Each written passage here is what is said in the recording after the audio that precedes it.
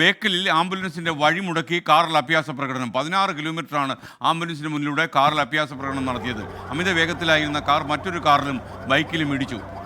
ഈ ദൃശ്യങ്ങൾ 24-ന്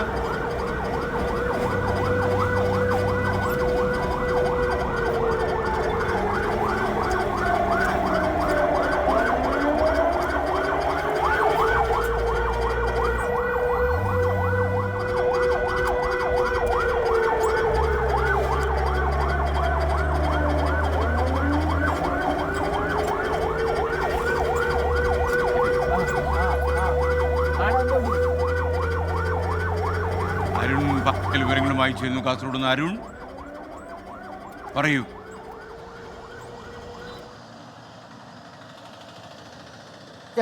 ഇന്നലെ രാത്രി 7:50 കൂടിയാണ് ഈ ഒരു സംഭവം ഉണ്ടാകുന്നത്. കാസർഗോഡ് കേർവൽ ആശുപത്രിയിൽ നിന്ന് കാഞ്ഞങ്ങാട് ജില്ലാ ആശുപത്രിയിലേക്ക് രോഗിയുമായി പോവുകയായിരുന്നു ആംബുലൻസ് ബാക്കിലെത്തിയപ്പോൾ ഒരു കാറ് മുന്നിൽ കയറുന്നു. KL 48 K 98 88 കൊടുവള്ളി രജിസ്ട്രേഷനുള്ള കാറാണ് ഇത്. I-20 വാഹനമാണ്. ഇത് മുന്നിൽ കയറി തുടർന്ന് അഭ്യാസ പ്രകടനം നടത്തുകയായിരുന്നു. ഓവർ സ്പീഡിലായിരുന്നു ഈ കാർ എന്നാണ് ആംബുലൻസിൻ്റെ ജീവനക്കാർ പറയുന്നത്.